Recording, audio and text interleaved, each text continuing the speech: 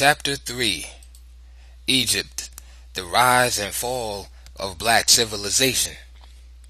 We may now review and sum up this long period, beginning with an outline of some important developments that highlight factors in the rise and fall of the blacks, and a further discussion of those factors.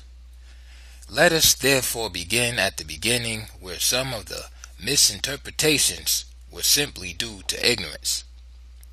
This takes us back to the pre-dynastic period of about 4500 BC, certainly not the beginning, but quite far enough.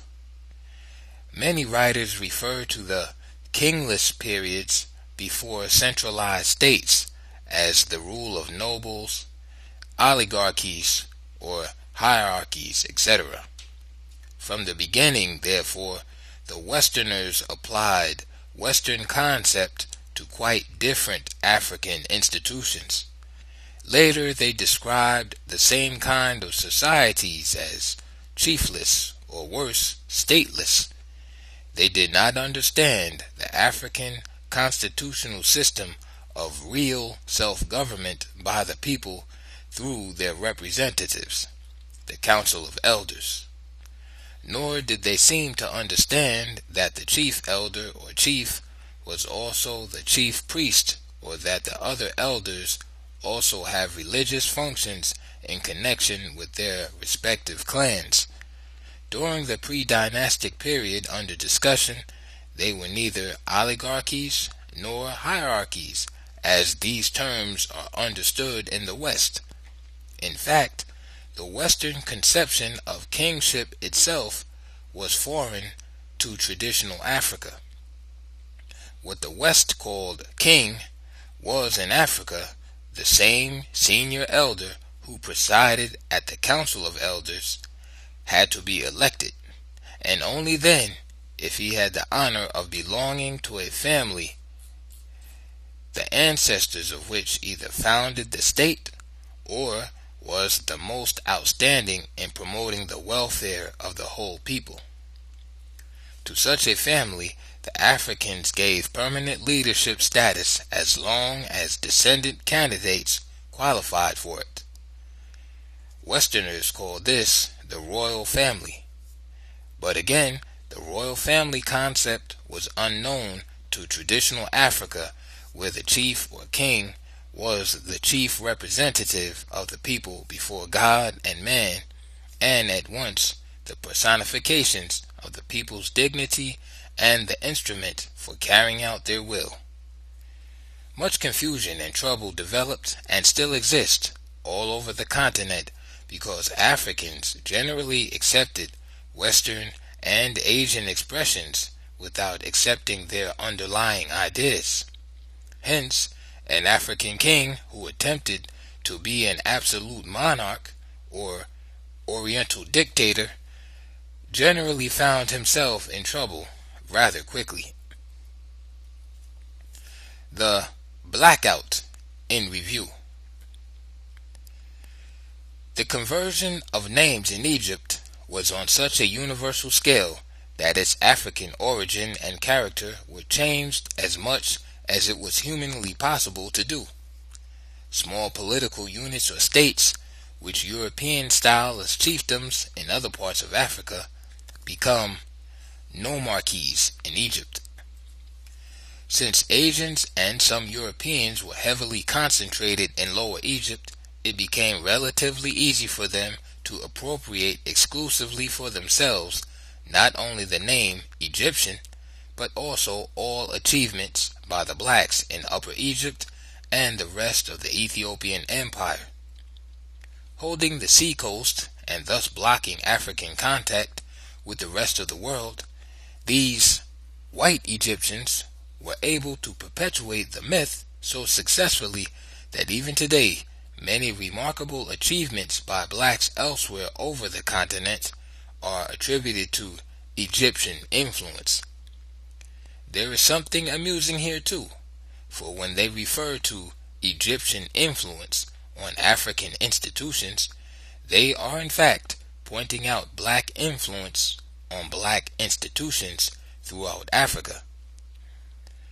No one but a fool would deny Asian and European influence in Egypt and elsewhere in Africa.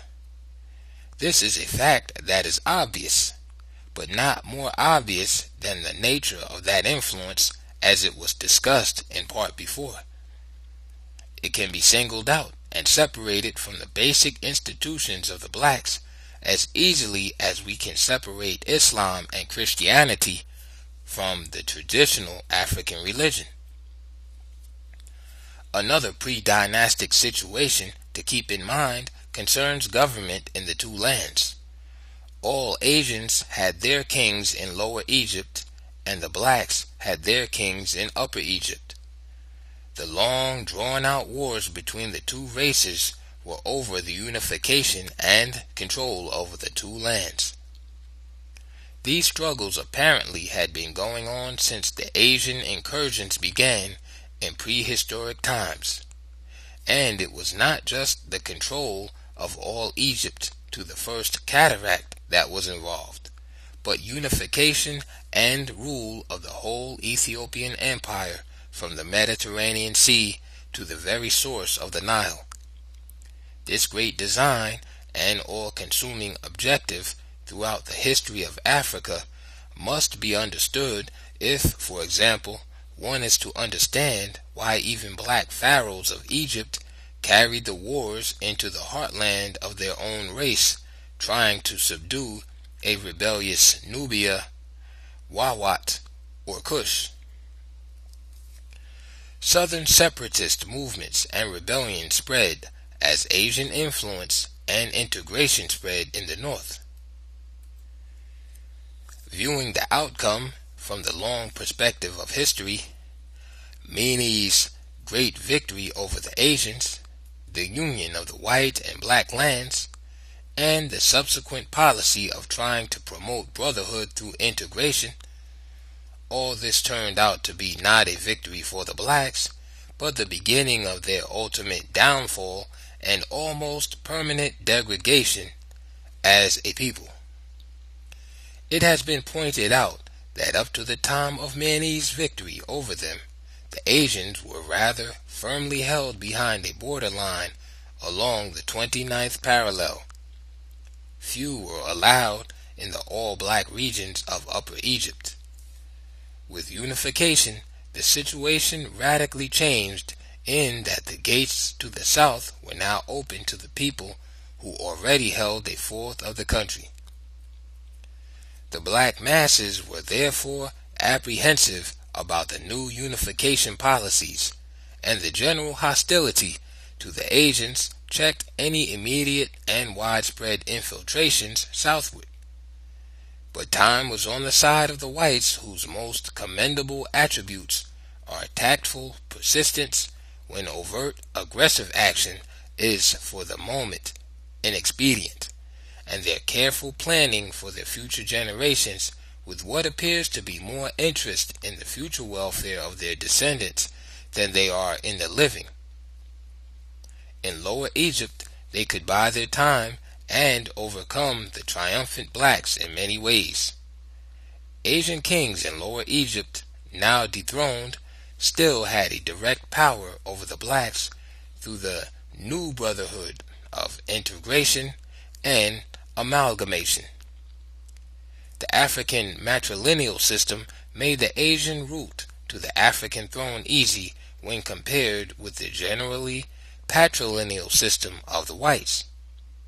All the Asian kings had to do, whether in Lower Egypt or on the Asian continent, was to promote the marriage of royal males to the oldest sisters of African kings. The firstborn male in such a marriage, though Afro-Asian, would be the #1 candidate for the throne. The other event to be awaited with patience was the passing of so many great African leaders and the coming of weaker ones. This was an historic certainty unless cycles of past developments were to be no more. But time seemed slower and longer during the first 5 dynasties, each of which was characterized by great leaders, a period of 755 years. The roll call brings forth names that still resound through the corridors of time. Menes, Athothis, Peribsen, Kaskem, Imhotep, Zoser, Seneferu, Khufu, Khafre, Userkaf, Neferfre, and others who re-established Ethiopian power, a united empire, and held it without a serious challenge for almost 1,000 years. During this period, active foreign trade and expanded contacts with other countries were now possible. Internal stability was achieved through the process of increased centralization of power at Memphis and the perfection of the bureaucracy of the vast imperial administration. The state became the chief promoter and inspirer of progress on all fronts: agriculture, industrial development, science, the arts, engineering, massive building programs, mining, and shipbuilding. The rapid rise and expansion of numerous crafts, each an organized secret society, stimulated the remarkable industrial and building developments. Internal peace and stability provided the opportunity for the outpouring of much hitherto dormant native genius, and religion was the chief motivating source. Every craft society had its own patron sub-god, not to be confused with the supreme god. It was during this same period that stone was first used in building. Hieroglyphic writing was first invented. The great pyramids were built, stone quarrying perfected and expanded, and Imhotep became the world's greatest architect and the father of scientific medicine. It was 7.5 centuries of the most glorious pages in the history of the black world. There was a concentration of some of the greatest leaders in the Fourth Dynasty, 2613 to 2494 BC. Thereafter, fewer and fewer of the great kings appeared to stem the disorganization that was clearly developing near the close of the Sixth Dynasty. The most notable achievement was doubtless the compilation of the Palermo Stone Annals, a work of great historical importance. The Old Kingdom ended with this dynasty. The great wealth of the nation continued. International commerce and internal progress overshadowed the accelerating disintegration in the country. Conflicts between the religious cults battling for more and more political power expanded. Rebellions of various chiefdoms seeking independence from weak and weaker rulers at Memphis also spread. Decentralization became the order of the day for which the Asians had been patiently waiting so long. Under weak rulers at Memphis and the breaking up of the country into small independent areas, nomarchies, Asian penetration and expansion in the black land became the normal scene. Earlier, I referred to the African failure to employ the essentials of real nation building and proposed certain criteria they generally fail to use. When this is done, our black students often protest that the same is also true of many non-African peoples. They would like to take comfort in this fact, for it is a fact, and forget the whole thing. But I am not now dealing with these other peoples. I am concerned here only with African life and history. The failures of one people should serve as a warning of what to avoid, and not as a justification for similar failures by another. The glaring weakness in the unification of the Ethiopian Empire was the absence of any national program for the development of a national solidarity and a sense of national community and belonging that aimed at overcoming the greater local or tribal loyalties. To begin with, there were too many tributary states within the empire. Their very reason for being a part of the empire was mainly tribute, their regular contributions to the imperial treasury. Such states did not, and indeed could not, feel themselves to be integral parts of the empire. Blinded by the wealth that was pouring into the national treasury, the empire builders were unable to see or understand the requirements of the human heart and spirit for the formation of attitudes of love and devotion toward a national citizenship. We shall be discussing the traditional African constitution later, because every expanding African kingdom and empire already had the guidelines to both greatness and permanence, but guidelines which the leaders either thought applied only to small states or felt themselves to be so rich and powerful that the traditional constitutional safeguards could be safely ignored. In the smaller states or tribal societies, the African constitutional system operated to promote equal justice, individual and group welfare or social security, and an undying loyalty to the group. The very scheme of social organization assured all this. Group solidarity became a natural development. An almost fierce spirit of brotherhood prevailed in all tribal states. The work of expanding this spirit as the nation expanded was rarely undertaken. Since there was no such program in the best of times, the every province for itself spirit was chaff before the storms of invasions. The invaders had found it easy to establish another Asian capital, even at Heracleopolis. This move, in view of the general trend throughout Ethiopia, was thought to be taken at the most propitious time, the time when the empire was falling apart and no one was in command. But Asian assumption of imperial power and the establishment of their capital in the center of the black world aroused the disorganized and leaderless people to fury.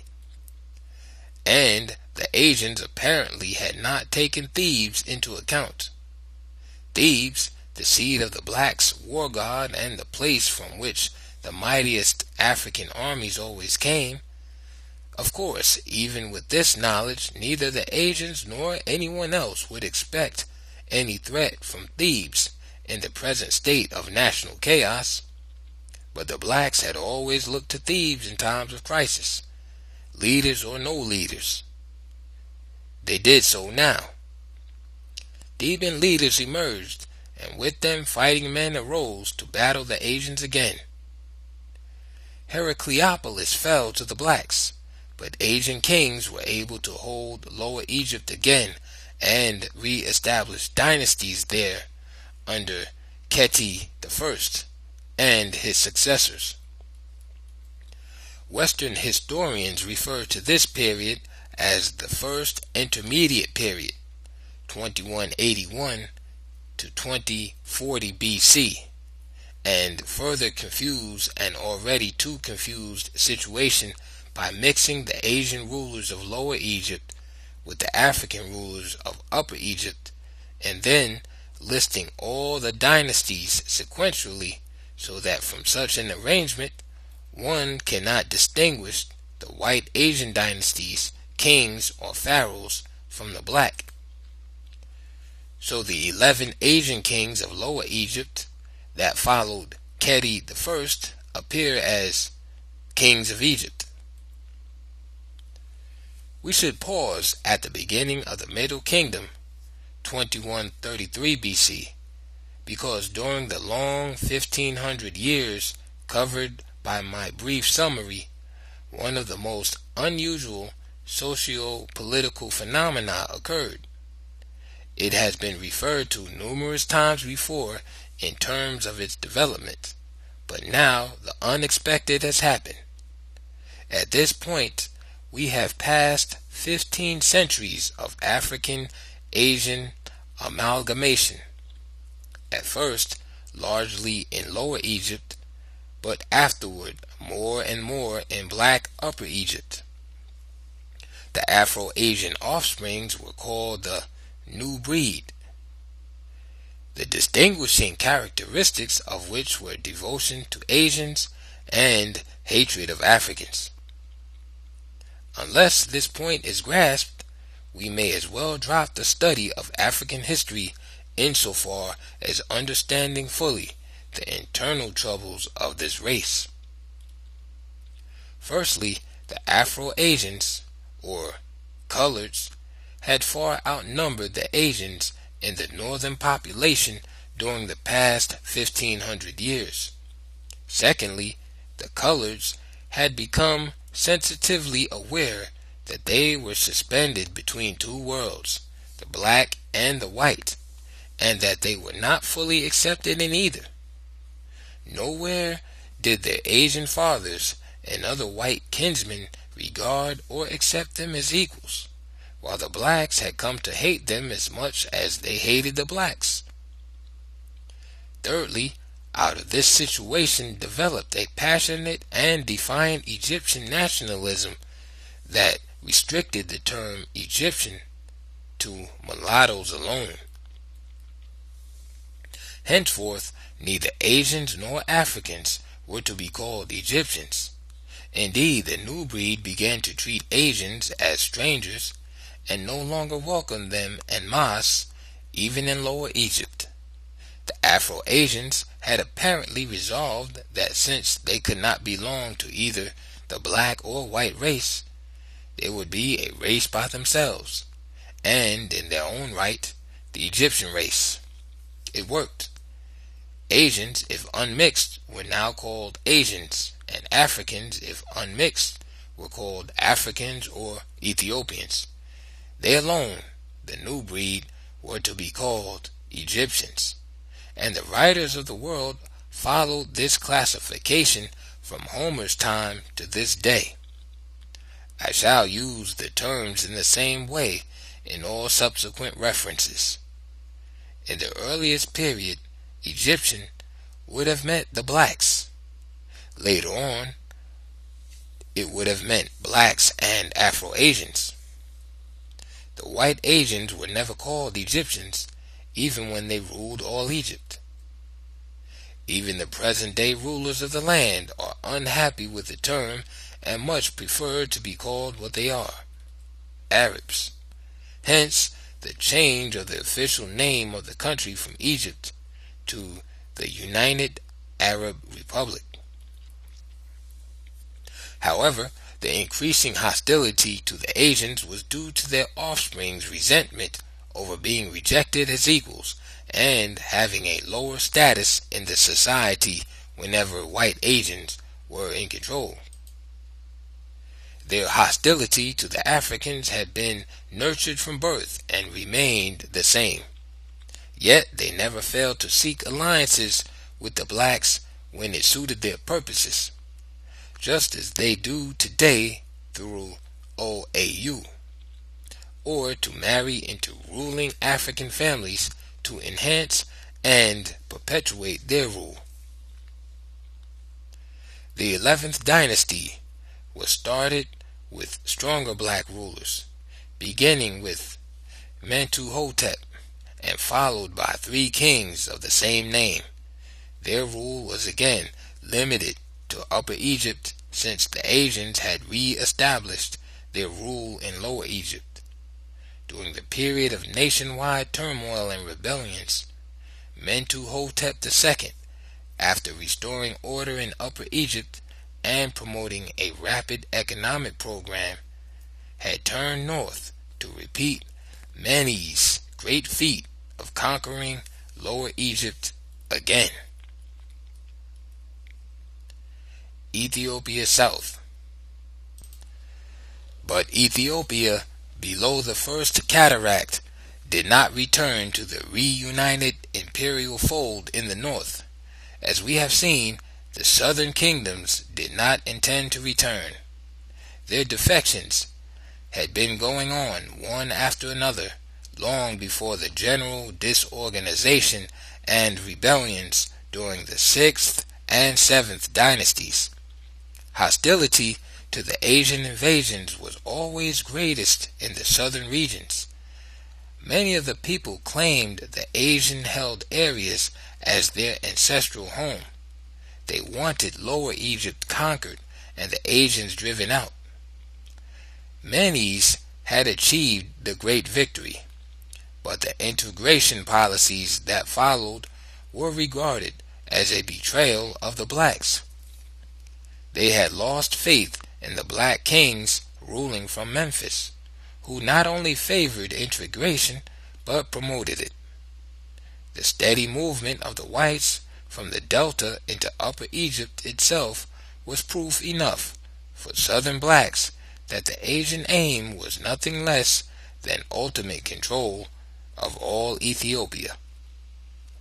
So, as the Asian presence and influence spread in Upper Egypt, the withdrawal of the southern kingdoms appeared to keep pace. But why were the blacks farthest away from the Asian threat so much more concerned, or appeared to be, than those who still lived next door to the enemy in Upper Egypt? Even the larger number of refugees from Lower Egypt must have settled in Upper Egypt because the biggest concentration of blacks was there. This would have been the situation around 2400 BC.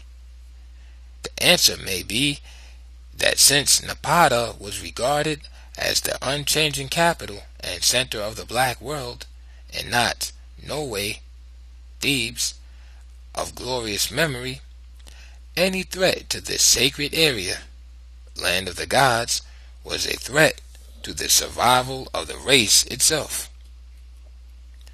The first great southern division of the Ethiopian Empire was the kingdom of Wawat, and below that was the far greater kingdom of Nubia, which, like many other vast areas, while nominally a part of the empire, was at various times independent.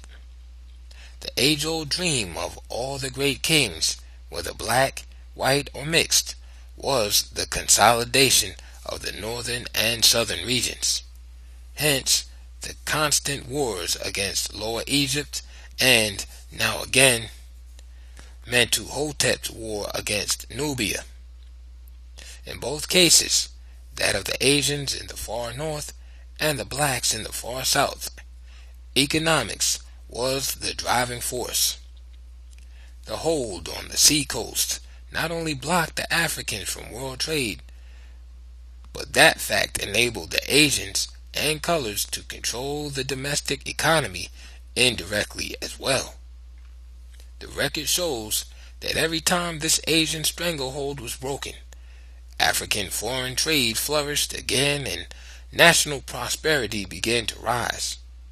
On the other hand, southern Ethiopia, Nubia or Kush, and Abyssinia had to be more firmly integrated with the north, no matter how black the pharaohs of the time might be, and also for economic reasons. For the south actually had all Egypt at its mercy. The south was the real source of Egypt's wealth, as it had been of Egypt's civilization.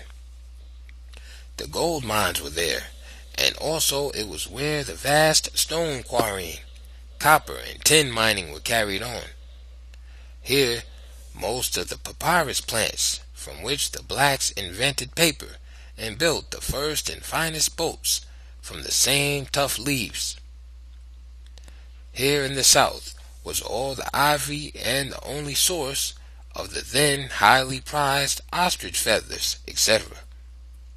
In short, Egyptian foreign trade depended almost entirely on southern Ethiopia, Added to these economic imperatives, there was an even greater danger felt in the north.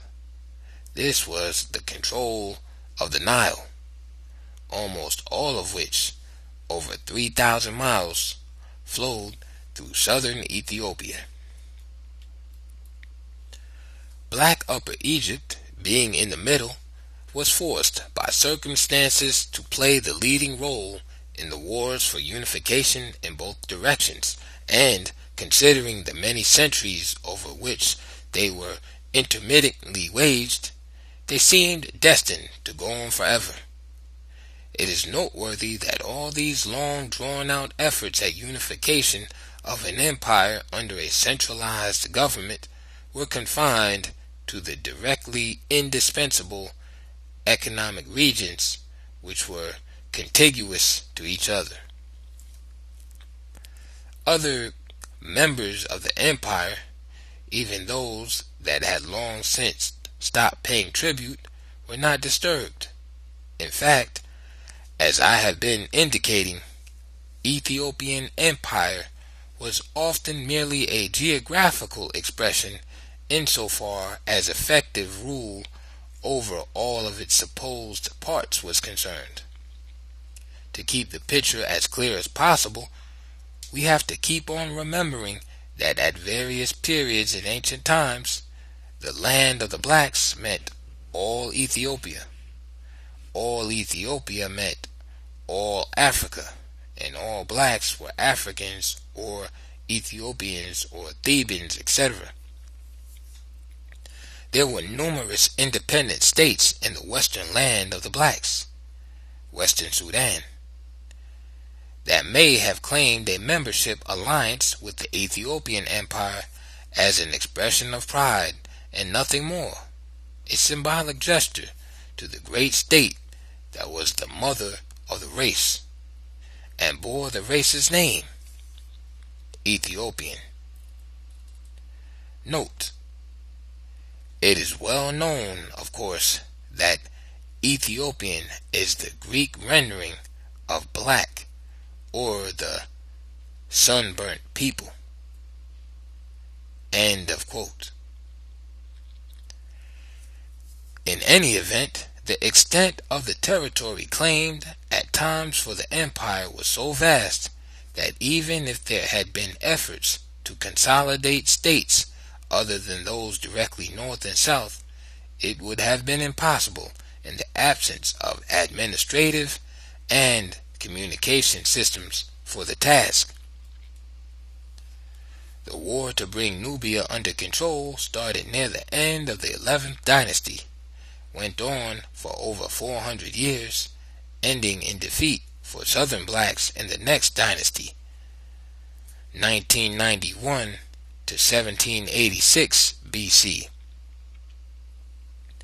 This period was notable for the further expansion of foreign trade, especially in Palestine, Syria, and Punt, the golden age of the arts and crafts, a vast program of land reclamation, and marked improvements in irrigation.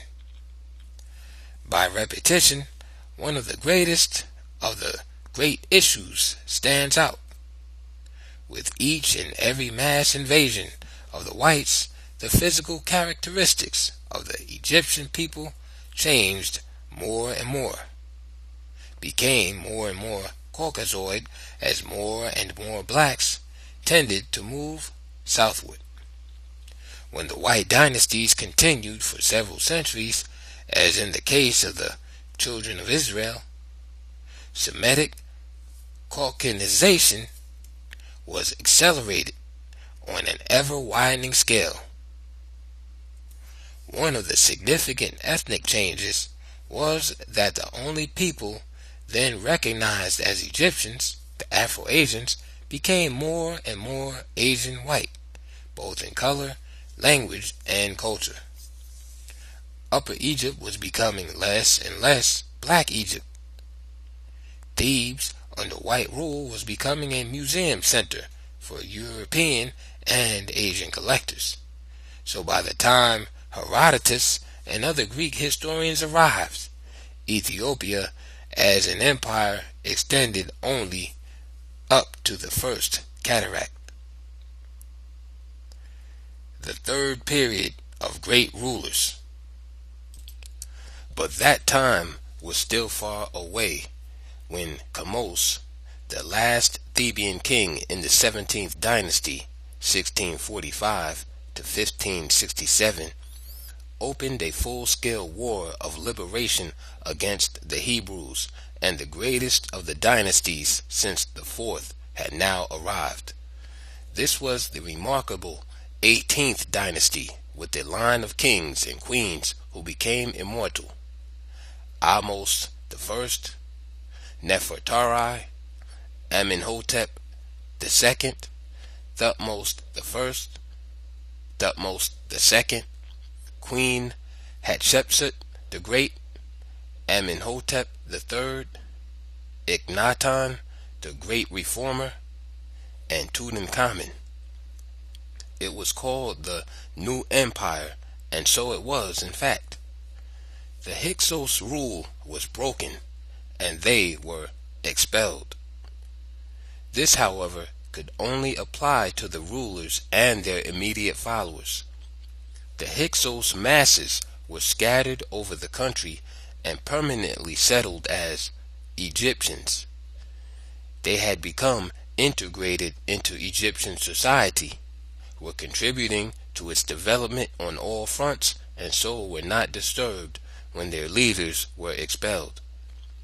There was the usual revival of domestic industry, agriculture, and foreign trade, along with the expansion of imperial rule in Palestine and Syria to the Euphrates in Mesopotamia. This expansion of empire and its promise of great wealth from the accompanying expansion of trade meant renewal of the wars against their black brothers holding the economically indispensable South. So this time, the new and most powerful central government was able to extend its rule farther south than ever, that is, to the fourth cataract, almost to the holy city of Napata itself. For Western writers to state the obvious truth that the black rulers of Egypt did not hesitate to wage wars against the black rulers of southern Ethiopia, to state this would have destroyed their biggest myth. The Egyptians, white Asians or coloreds, were always the conquering heroes over the blacks in the South. In short, as previously stated, these wars did not always follow a racial pattern. As would be expected under black rulers, Thebes was again reorganized under the 18th Dynasty and much of its ancient grandeur restored. Temple building in the grand style was resumed. The 18th, like some of the previous African dynasties, was well integrated with loyal Asians. For there were, it should be needless to say, countless thousands of Asians who were wholeheartedly devoted to the blacks, just as there were thousands of Afro-Asians, Egyptians, as loyal to the black race as any black could possibly be. Therefore, when an overall picture is presented, such as in my discussion of the attitudes of Asians, Afro-Asians, and Africans toward each other, one should keep the always big exceptions in mind. Nothing is ever all white, all black, and in this case, all half-white either. In the case of the half-whites, the record overflows with those who, contrary to the rule, hated the fact of their white blood and stuck to the blacks and their cause all the more tenaciously. These are the kinds of outcomes that reflect the complexities and variations of the human mind, and that make generalization about a whole people so ridiculous. The great 18th had begun under the most favorable circumstances, for one of the great black queens of Egypt, Nefertari, and her equally famous husband, Ahmose I, headed the dynasty. As was the custom, she had been named after some of the distinguished queens of the same name who had preceded her. No queen of the same name before her, however, ranked near Nefertari of the 18th in active participation and leadership in national affairs. She helped her son, Amenhotep, in the great work of national reconstruction. If she did not reach the heights of the greatest black queen of Egypt, Hatshepsut, it was because the latter was a queen absolute, ruling alone as a king. To emphasize the point, she often dressed in royal male attire, including the false beard and wig.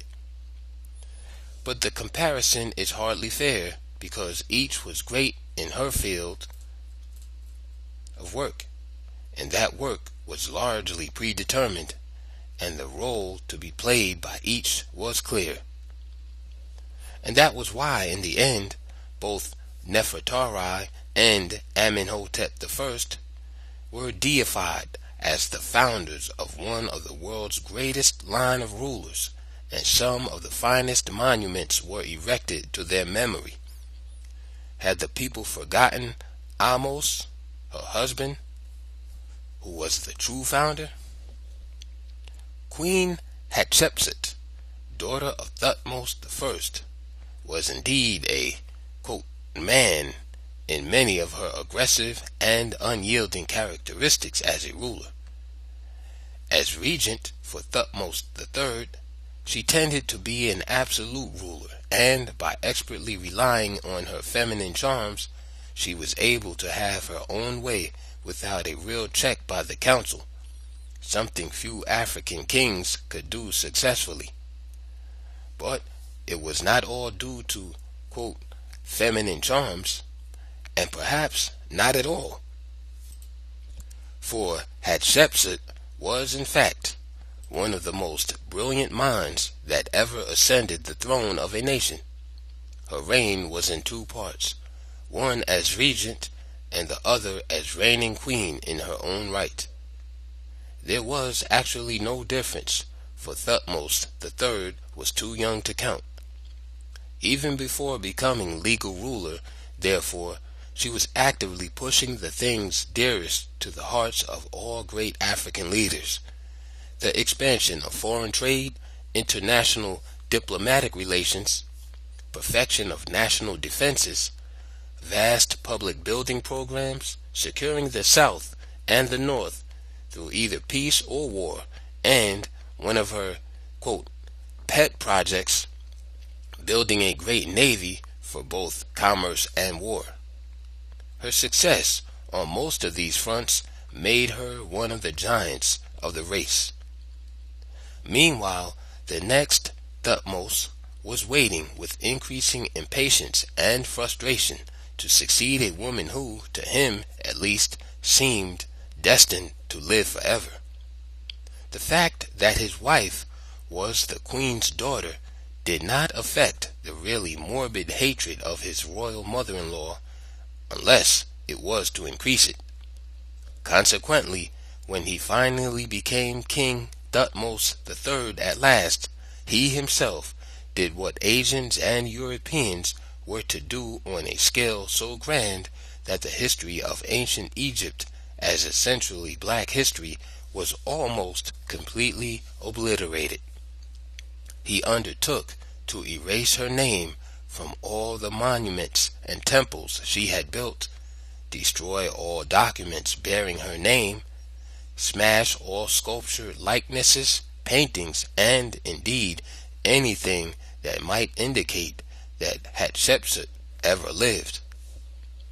Also, as later Europeans and Asians were to do to all recognized blacks, Thutmose III had his own name and that of his brother engraved where Hatshepsut's had been chiseled out, thus taking credit for all of her achievements in addition to his own outstanding works. These were many, and need not be detailed, since so much of it repeats the works of great leaders already discussed. Queen Tai was also one of Egypt's remarkable queens. Amenhotep III and Queen Tai gave a son to Egypt who was destined to be one of the greats in the black world. This was Amenhotep IV, known to fame as Akhenaten. He was different than all of his predecessors. He was more preacher than king, and the greatest single spiritual force to appear in the history of the blacks. His great religious reform movement aimed at a greater focus on the one and only Almighty God, creator of the universe. The numerous lesser gods were overshadowing the Almighty by causing the people to be more directly involved with them through the endless number of competing cults and a too self-serving priesthood promoting the cults. Such an unheard of stand by the leader of the nation meant revolution and certain rebellion by the powerful priesthoods all over the land. The new doctrine did not reach the masses, and the non-spiritual demands for leadership on pressing earthly fronts put the king in an unhappy situation. One was the continued Asian harassments on the eastern borders. Akhenaten now became more and more indifferent as his religious movement declined. After 17 years of heroic efforts, he passed in 1362, leaving the reins to Tutankhamun. This stepson's effort to carry on the work of his father had only limited success.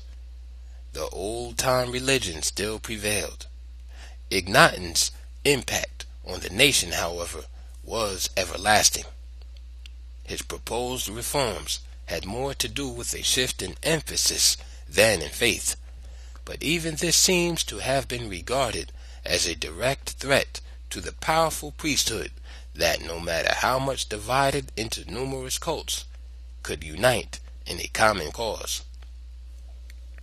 The power of the priesthood rose as the kings of Egypt became more preoccupied with secular affairs than their religious role as high priest of the Most High. It has been pointed out that the ruler's political influence stemmed not from the constitution, but from his close relationship with the gods. The priests themselves had promoted the evolution of an idea of the ruler's role as chief priest and intermediary with the ancestral dead, and the gods to the idea of the ruler's kinship with the gods, thereby becoming divine himself, the son or daughter of a god, and finally a god himself. As custodians of the temples, the priests were promoting and making their own positions more powerful and secure by promoting the divine kingship idea. It meant that each king would try to outdo his predecessors in building more and more temples, bigger and finer temples, colossal burial structures, the pyramids for the royal saints and the sons and daughters of Amun, Horus, Set, etc. The priests were in the most strategic positions to acquire great economic and political power for themselves, quite naturally and without any particular efforts to do so. They were the first men of learning, scribes, historians, scientists, architects, physicians, artists, mathematicians, astrologers, and especially chemists. Many temples, therefore, were colleges as well as places of worship. The temples were also places through which flowed much of the national revenue. We could go on, indicating how and why priests became so politically powerful in Egyptian life that even a great king like Akhenaten could not overcome their opposition. it was too late for him to escape from the now traditional status of being divine. One might say it was the price a god has to pay for god makers. In 1320 BC, the age of the Ramses began. This time, a line of great leaders was not followed by a line of weaklings. This was the 19th Dynasty, 1320 to 1200 BC. And while it did not equal the glorious 18th, the Ramesside kings stamped their periods as one of the most outstanding in the long history of the country. It was only near its end that the usual phenomenon of weakness and decline in the cycle began to set in: general social, economic, and political disorganization. The Ramses rule continued in the 20th Dynasty, 1200 to 1085. The 21st, 22nd, and 23rd periods, 1085 to 730 BC, again illustrated, as I stated before, the fallacy of trying to chronicle African history in Egypt by dynasties. I pointed out that at various times during the long struggles for power, we find several different, quote, dynasties ruling at the same time from their respective capitals in various parts of the country. Every period of weak kings at Memphis or Thebes was a general breakdown during which exactly the same thing happened over and over again. The Asian Lower Egypt became independent again, and from its capital at Avaris or Sais pushed the expansion of Asian power in Upper Egypt. By 1085, the Asian population was so vast there that new Asian dynasties were relatively easy to establish almost anywhere north of the First Cataract. During one of these periods, 70 kings in 70 days are reported. The picture now was one of those confused scenes of black dynasties, Asian dynasties, Egyptian dynasties, Afro-Asian, combination dynasties, those formed by alliances between two of the above groups, all ruling simultaneously in Egypt from various capitals. Many historians were further misled by the fact that while some of these so-called dynasties claimed to be the imperial government of all Egypt, others made no such claim and confined themselves to their local chiefdoms or nomarchies. Significantly, many of the latter were headed by priests. Our reference to dynasties formed by alliances between two groups against a third could be misleading to those who failed to grasp what had been said about the changing ethnic character of the dynasties over many centuries. From the 5th and 6th dynasties on, we have pointed out, Asian penetration through the royal marriage route caused the succeeding dynasties, with few exceptions, to be more and more mixed.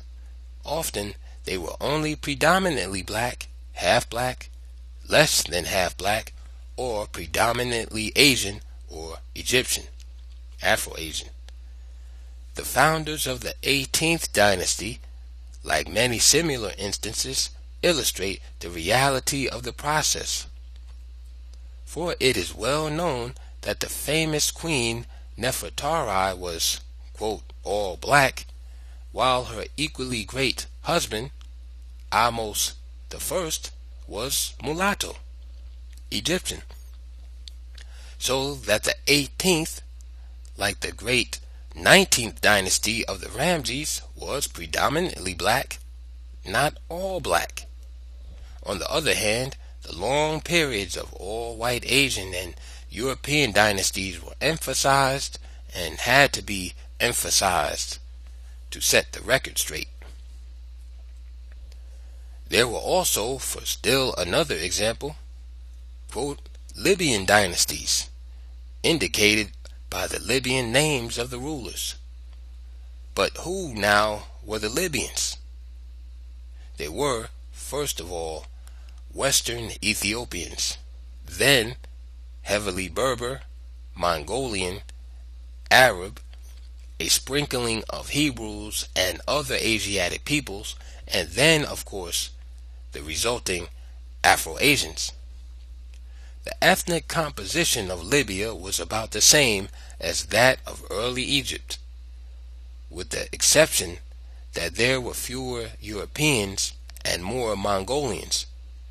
Libya was once so nearly all black that to be called a Libyan meant black.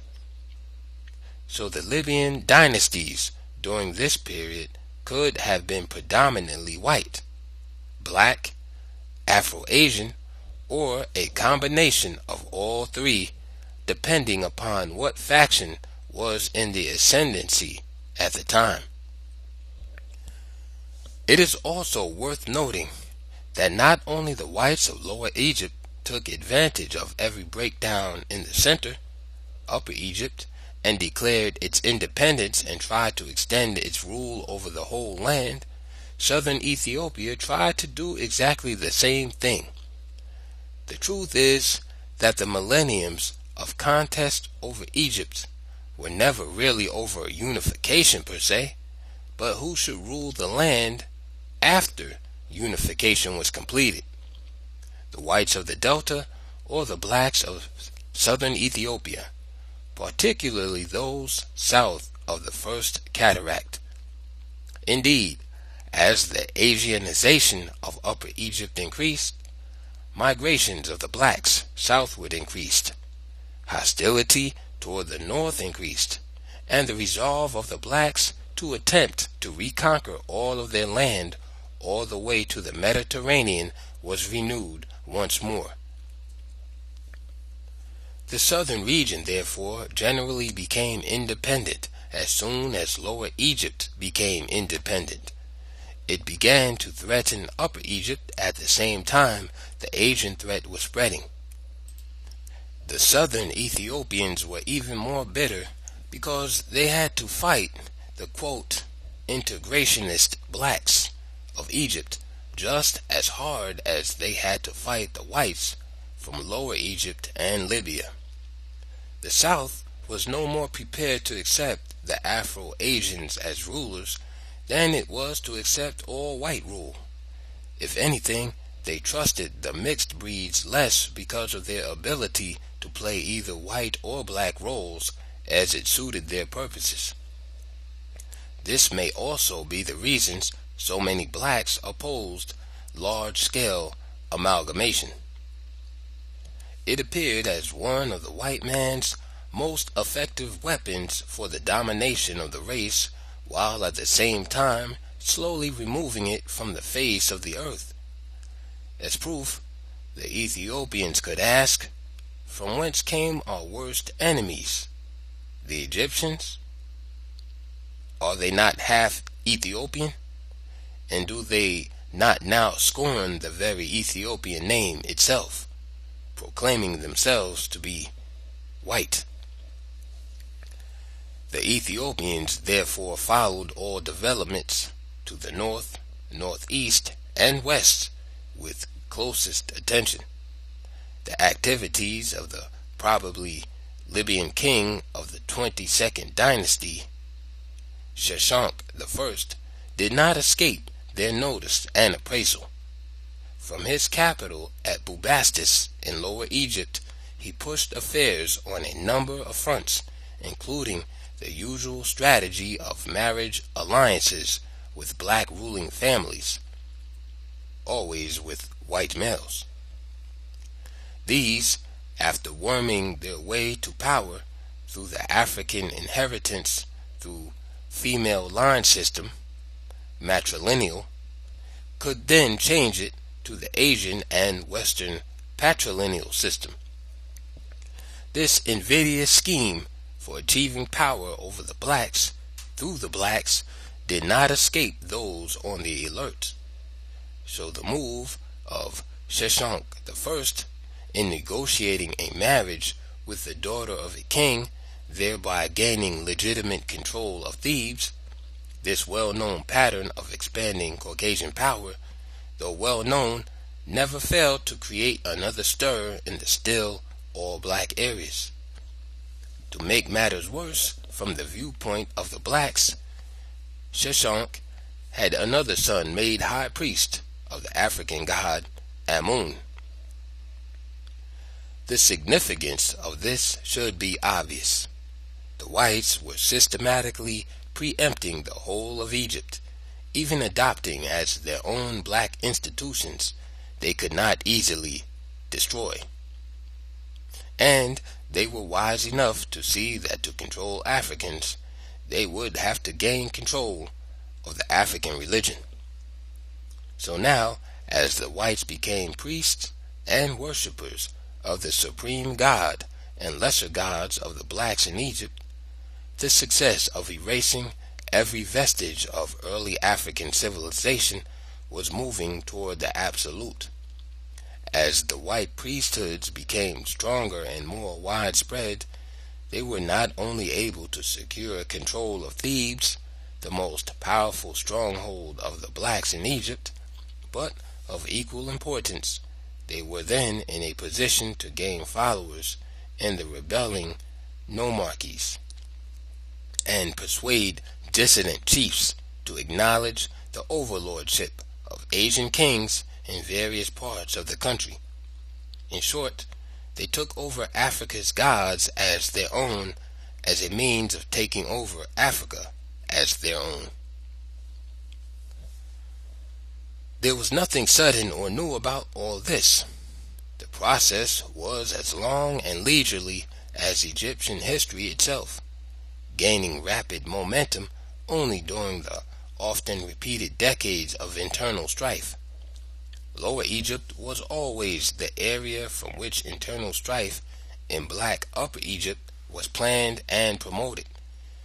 Secret agents, as mentioned earlier, are not new inventions of modern states, so the only thing new about Tefnakti's penetration of Upper Egypt between 730 and 715 BC was that this time an Asian king, Libyan, from his delta capital, now at Sais, had so inflamed southern Ethiopia that all-out war was declared against both Asians and Egyptians, Afro-Asians, and the 21-year-old king, Pianki, was given supreme command of the black armies.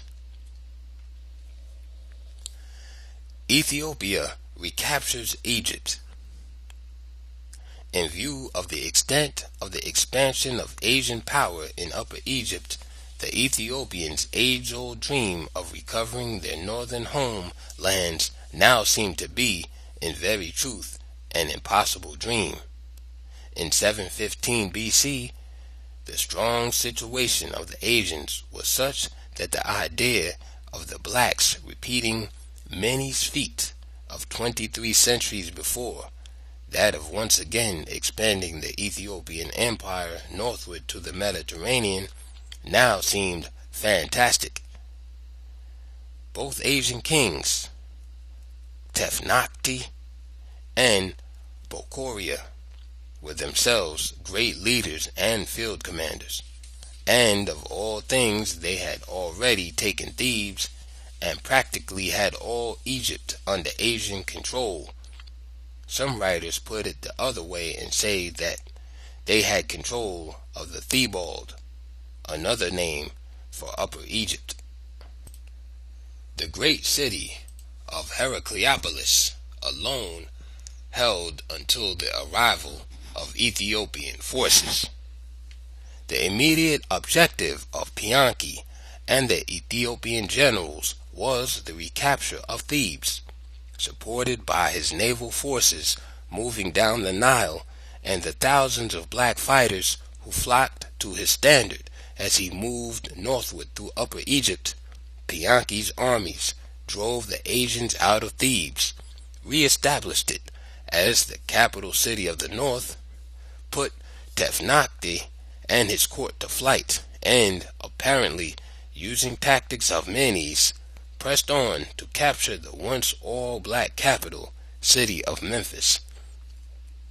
The rightful rulers of our land have returned.